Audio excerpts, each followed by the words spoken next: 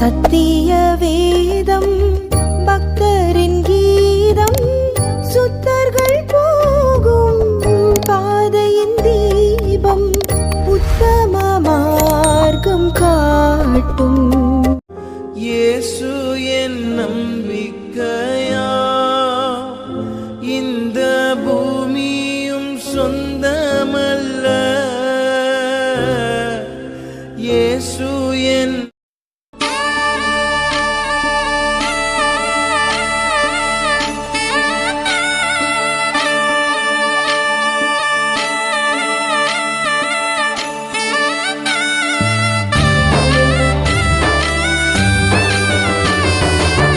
ஆமா, எனக்கு ஒரு டவுட் மாமா. என்னமா டவுட் உனக்கு? என்ன ஏசப்பா படிச்சதுன்ற, ஆனா இந்த மொழிகள் மட்டும் யார் படிச்சது? ஒரு அற்புதமான கேள்வி. எல்லாத்தையுமே ஏசப்பா தான் படிச்சாரு. இந்த மொழிகள் சொல்லிக்கிற இந்த பாஷைகளை யாரு படிச்சாருன்னு கேக்குற? ஏசப்பா தாமா அதையும் படிச்சாரு. என்ன மாமா சொல்றேன்னா நம்ப முடியலையே. நான் உனக்கு நம்புற மாதிரியே பைபிள்ல இருந்து நான் ஆதாரத்தை காட்டுறேன். இன்னைக்கு உலகத்துல மொத்தம் எத்தனை மொழிகள் பாஷைகள் பேசுறாங்கன்னு உனக்கு தெரியுமாமா? தெரியாது மாமா, நீங்க சொல்லுங்க. நான் உனக்கு சொல்லட்டுமா? இன்னைக்கு உலகத்துல மொத்தம் 7000 மொழிகள் பேசுறாங்களாம். எத்தனை மொழிகள்? இதுல இந்தியாவில மட்டும் பார்க்கும் போது 3372 மொழிகள் பேசுறாங்களாம். நம்ம இந்தியா நாட்டுல எத்தனை மொழிகள்? 3372 மொழிகளா? ஆமா, புரியுதா? நம்ம இந்தியா நாட்டுல 3372 மொழிகள் பேசுறாங்களாம். இப்ப உதாரணத்துக்கு இப்போ ஒருத்தர் பார்த்து சாப்பிட்டியா அப்படின்னு நம்ம கேட்கறோம் பாத்தியா, இது வந்து தமிழ் மொழி, புரியுதா? அதே மாதிரி கியா காலியா அப்படின்னு நம்ம கேட்டாக்கா இந்தியில சாப்பிட்டியான்னு அர்த்தம். கூட தினேசுவா அப்படின்றது தெலுங்குல சாப்பிட்டியான்னு அர்த்தம், புரியுதா? இப்ப தமிழ் மொழியில பார்க்கும்போது கடவுள், இறைவன் அல்லது இறை அப்படின்னு நம்ம சொல்றோம். இதே ஆங்கிலத்துல எப்படி சொல்றோம்? இங்கிலீஷ்ல காட் அல்லது லார்ட் என்று சொல்றோம். இதே அரபி மொழியில அல்லான்னு சொல்றோம். இதே எபிரேய மொழியில கர்த்தர் என்று சொல்கிறோம் அல்லது எலோகிம் என்று சொல்கிறோம். இல்லைன்னா யெகோவா அப்படின்னு நம்ம சொல்கிறோம், புரியுதா? அப்ப மொழிக்கு மொழி மாற்றம் அடையுது. இந்த மொழிகள்லாம் உண்டாவதுக்கு யார் காரணம் தெரியுமா? உனக்கு தெரியுமா? தெரியாது. மனுஷனுடைய பெருமை தான் இதுக்கு காரணம். முதல் விஷயம் மனுஷனுடைய பெருமை தான் காரணம். இரண்டாவது விஷயம் கர்த்தர் தான் காரணம். மனுஷனுக்கு எப்ப பெருமை வந்துச்சோ அப்ப கடவுளுக்கு அது பிடிக்கல. அது பைபிள்ல ஆதியாகமும் 11ஆம் அதிகாரம் 1ஆம் வசனத்திலிருந்து 9ஆம் வசனம் வரை நம்ம வாசித்து பார்க்கும் போது அங்க அற்புதமா சொல்லப்பட்டிருக்குது. இந்த பாஷைகள் எப்படி உண்டாச்சுன்னு சொல்லிட்டு ஆதாரம் அற்புதமா இருக்கு பைபிள்ல. நான் உங்களுக்கு தெளிவா சொல்லட்டுமா? இப்ப நான் படிக்கிறேன், நல்லா கேளு. ஆதியாகமும் அதிகாரம் 11 வசனம் 1 நான் படிக்கிறேன். பூமி எங்கும் ஒரே பாஷையும் ஒரே விதமான பேச்சும் இருந்தது. எப்படி? ஒரே பாஷை ஒரே பேச்சு தான். எப்படி ஒரே பாஷை ஒரே பேச்சு? புரியுதா? இப்ப 2வது வசனத்தை படிக்கிறோமா? ஜனங்கள் கேக்கே இருந்து பிரயாணம் பண்ணுகையில் சினேயார் தேசத்திலே சம பூமியை கண்டு அங்கே குடியிருந்தார்கள். அப்பொழுது அவர்கள், நாம் செங்கல் அறுத்து அதை நன்றாய் சுடுவோம் வாருங்கள் என்று ஒருவர் பேசிக் கொண்டார்கள். கல்லுக்கு பதிலாக செங்கலும் சாந்துக்கு பதிலாக நிலக்கிலும் அவர்களுக்கு இருந்தது. ஒரு நிமிஷம் சொல்லுமா? அப்பயே அப்ப செங்கல் சொல்ல இருந்தது போலகுது. கண்டிப்பாமா, அப்பயே பாரு செங்கல் சொல்ல இருந்தது. கரெக்டா சொன்ன நீ. 4வது வசனத்தை நான் படிக்கிறேன்.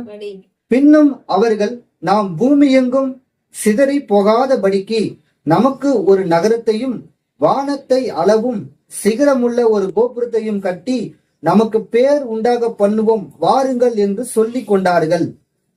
புரியுதுங்களா?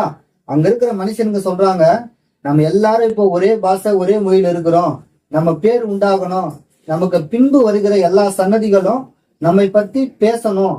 அதுக்காக நம்ம என்ன பண்ணலாம்? பாபிலோன் என்கிற ஒரு கட்டிடத்தை நம்ம வான உயரத்துக்கு நம்ம கட்டலாம், இதனால நம்மளுடைய பேர் உண்டா இருக்கும் அப்படின்னு எல்லாம் பேசிக்கிறாங்க.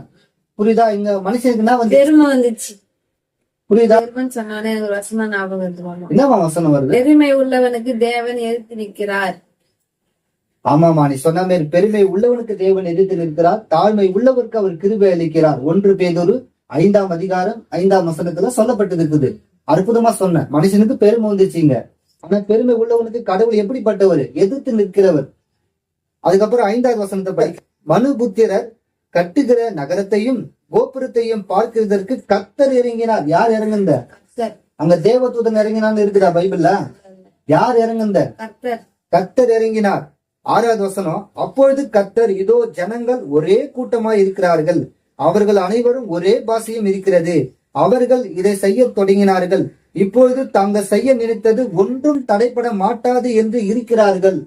இப்ப ஆண்டவர் தெளிவா சொல்றாரு, ஜனங்க எல்லாம் ஒரே கூட்டமா இருக்கிறாங்க, ஒரே பாஷையை பேசுறாங்க, ஒரே இனமா இருக்கிறாங்க, நம்ம செய்ய போறது ஒன்னும் தடையே ஆவாது அப்படின்னு நினைச்சிட்டு இருக்கிறாங்க. அதாவது நிறைய பேர் இன்னைக்கு சொல்லுவாங்க, கடவுள் கொடுப்பதை யாராலையும் தடுக்க முடியாது, கடவுள் தடுப்பதை யாராலையும் கொடுக்க முடியாதுன்னு சொல்லுவாங்க.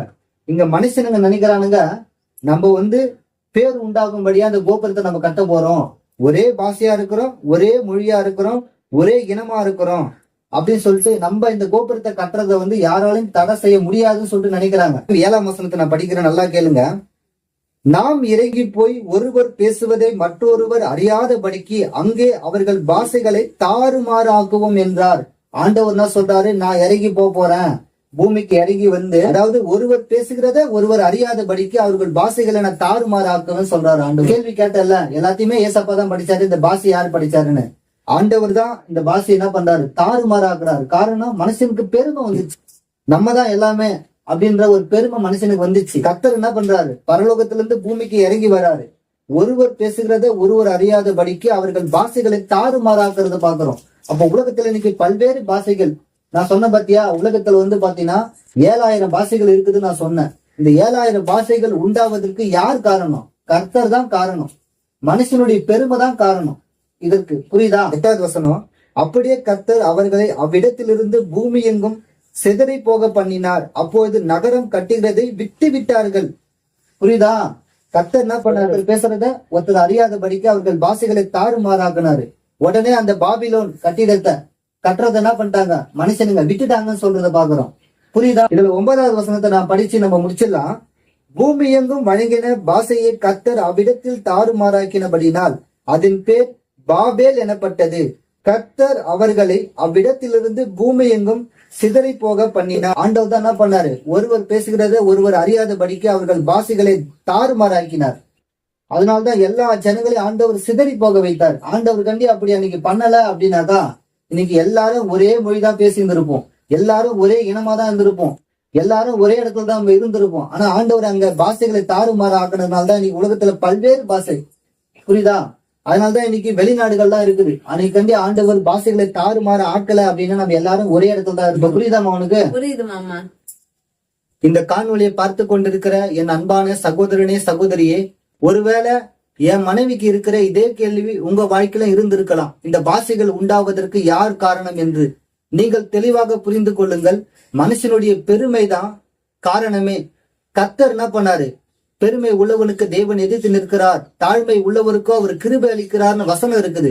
அதனால்தான் ஆண்டவர் அன்று ஒரே பாஷையா இருந்தத ஒருவர் பேசுகிறதை ஒருவர் அறியாதபடிக்கு அவர்கள் பாஷைகளை தாறுமாறாக்கினார். கர்த்தர் உங்கள் ஒவ்வொருவரையும் ஆசீர்வதிப்பாராக. இந்த செய்தியினால் நீங்கள் ஆசீர்வதிக்கப்பட்டிருப்பீர்கள் என்று நம்புகிறோம். இது கடைசி காலத்தில் உள்ள உங்களுக்காக. இது குறித்த உங்கள் கேள்விகளை, சந்தேகங்களை உடனடியாக எங்களுக்கு அனுப்புங்கள்.